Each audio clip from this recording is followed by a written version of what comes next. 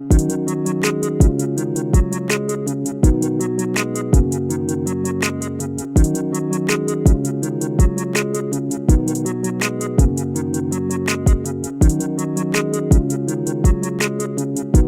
morning, Dons. And welcome back to the 19th episode of CCTV. We hope you had a great week. Sure do. We're going to get right into it this morning. And pass it to Susan and Celeste with drama.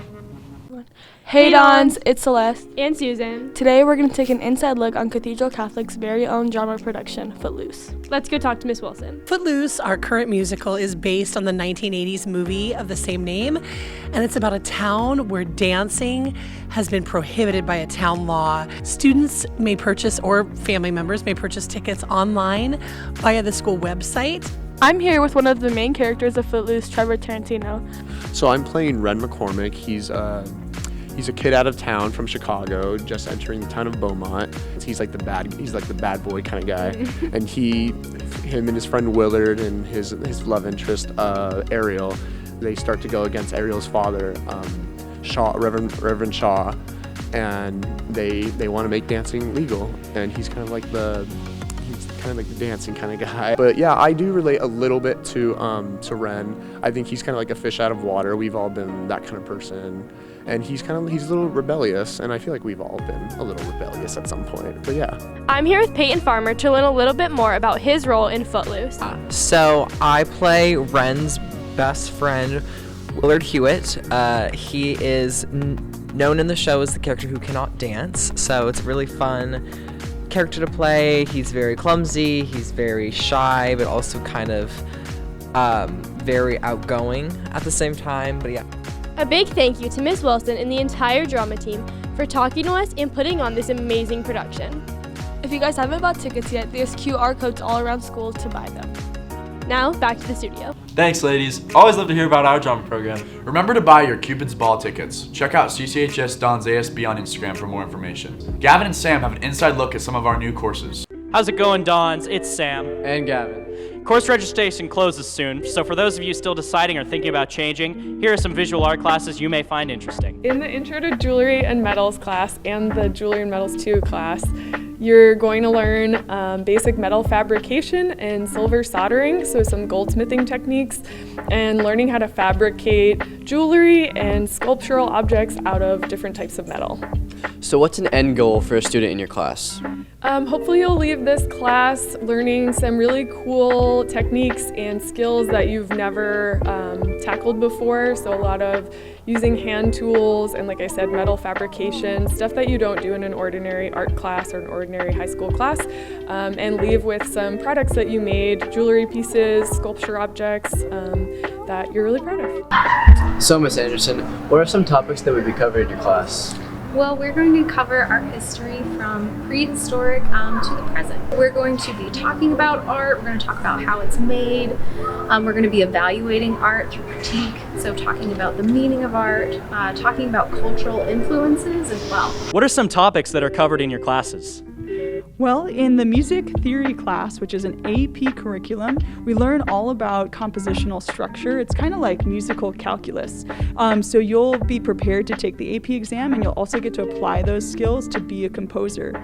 For music composition and technology, it's all about digital music creation and post-production. So we're creating music. If you're somebody that likes GarageBand, it's like that, but taking it to the next level. Or if you have experience on other DAWs, you'll be able to apply those skills to build a portfolio throughout the year, a little like an independent study. Thank you, Mrs. Swift, for talking with us here today. It's been my pleasure. Roll Dons. And another interesting class we offer this year is ceramics. This course is an introductory and intermediate level ceramics course in which students will design and construct hand-built ceramics pieces. A special thanks to all the teachers that took the time out of the day to talk to us. This week is Catholic Schools Week, which means it's time to celebrate the Catholic education that we are lucky to have. Let's go learn a bit more about what Catholic Schools Week means for us Dons. Catholic Schools Week is an annual celebration that began in the United States in 1974, and we celebrate the heritage and the work and service of our Catholic schools across the country. It's an annual celebration, so it always starts on the last Sunday of January and goes throughout the whole week. And the theme for this year is that of faith, excellence, and service. One of the things that I talk about in some of my classes is this thing called the Catholic School Advantage, which is this study done by a bunch of education scholars who have shown that Catholic schools help students to perform better, all students to perform better. And not only do students who go to Catholic schools perform better in school, but they also perform better in college. And so we talk about that in some of my classes. I think it's really a great opportunity for us to celebrate the fact that we're here on a campus where we can have a discussion of our faith. We have a beautiful chapel on campus, and then to find that all the different things that we study are influenced by our faith, and to see the ins and outs of that. Thank you so much to all the teachers and priests for letting us know a bit more about what Catholic School Week means. We are all so appreciative of all the opportunities that Cathedral gives to us. Have a good weekend, Dons. What is this drive for? So Mission and Ministry and NHS are partnering to do a Valentine's Day food drive, and the theme is Share the Food and Share the Love. So we're asking for students to donate any canned food they have to go to Catholic Charities, which is a network of charities that provides service to those in need. When is this drive starting and when does it end? So the drive starts Wednesday, February 2nd, and it will end on Tuesday, February 15th. So members of NHS can drop off the donations in Mr. Caro's room either in the morning from 7:30 to 7:50 or at break. And any other students can drop off the food in Mrs. Wells' office for Mission and Ministry. Hey Dons, it's Matthew with next week's weather. Looking at this weekend, it's going to be sunny with a high of 71 and a low of 43. Looking pretty good for sunny San Diego, saying that the East Coast is like this with rain and snow. But looking towards next week, it's going to start to highs around 73, lows around 48 or so, and it's going to get steadily warmer as we move throughout the week, as you can see. But it looks like a great week next week. Make sure to always wear CCHS approved outerwear and to check your favorite weather app for weather updates. Thanks for the weather report, Matthew. A great new addition to the broadcast. Also, today is Rosa Parks' birthday. Rosa Parks was an American activist in the civil rights movement, best known for her pivotal role in the Montgomery bus boycott. The United States Congress has recognized her as the First Lady of Civil Rights. Happy birthday, Rosa. Let's pass it to Ben with the Chinese National Honor Society. Hey guys, how do we celebrate the Chinese New Year here at CCHS? This Friday we'll be celebrating the Chinese New Year with a traditional lion dance, passing out dumplings, and there will be a game of Chinese tug of war. Joining with us is Asian Culture and Appreciation Club. They've helped us set this up. And we're doing one other thing. We're doing a ping pong competition on the 16th with both of our clubs. It'll be a lot of fun. Thank you guys.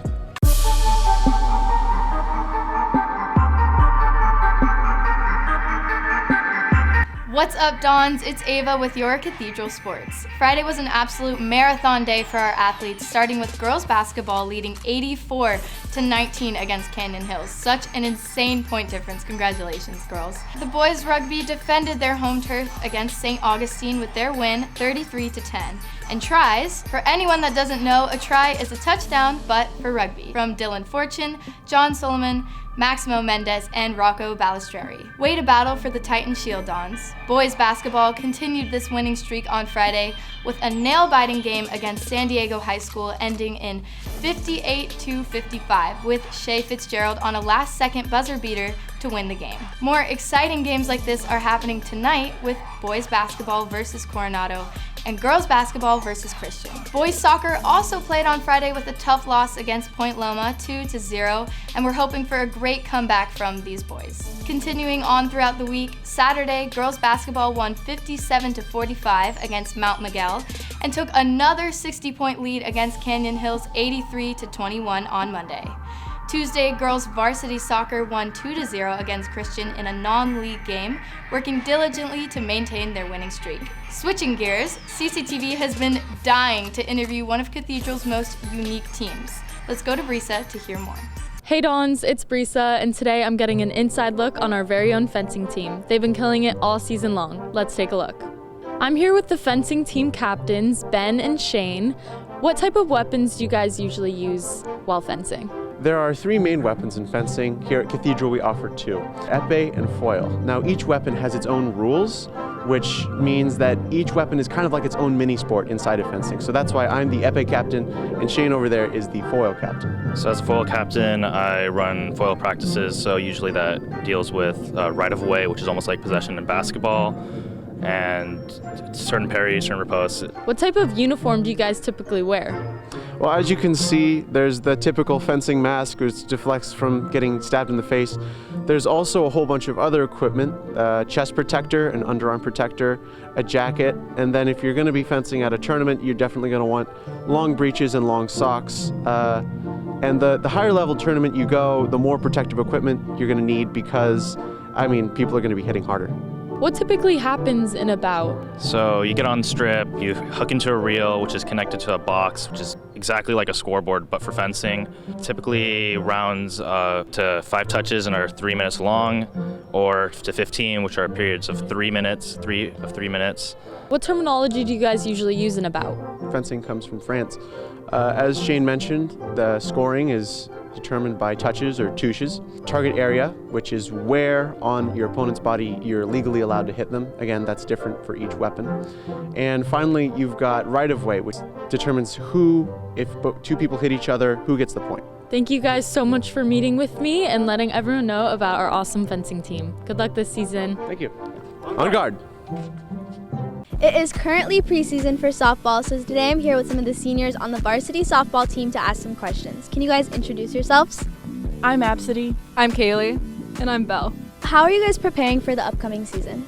On Mondays and Wednesdays for the last few weeks, ever since we've been back from break, we have been having lifts after school as well as on-field workouts just to get everyone back into shape for the season. So who are some standout players on the team? We have a lot of underclassmen this year, so it's hard to choose, but if I were to choose one, I would definitely say Lily Lingham. I see Alexa B bringing a lot of potential this year. And Skits, you know, she's always working hard in the weight room and lifting those weights. What are some team goals? So last year we got 3rd in open, and we're hoping to keep moving forward this year and take on states. I know you are committed to Army. What was the process like for that? Recruiting process for softball is really hard, especially with COVID and all that. Thanks to people that I surround myself with and my parents, I've gotten to where I am, and that's how I got my scholarship.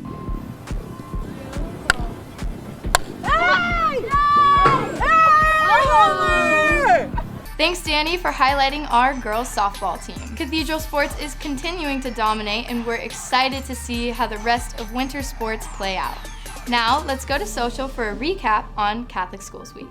Hey Dons, this week we celebrated Catholic Schools Week. Let's take a look back on why this week is so special for the Dons community. On Monday, we started the week off celebrating our community. Tuesday, we celebrated the memory of Coach Fierro, an amazing coach, mentor, and friend to all. To finish the week off, on Wednesday, we wrote thank you notes to Nurse Spooner, Nurse McGannon, our military, our police officers, and the fire department. Thank you to everyone for supporting this special week. Now back to you, Dons. Thanks, Ben Sports and Social. And thank you guys for watching.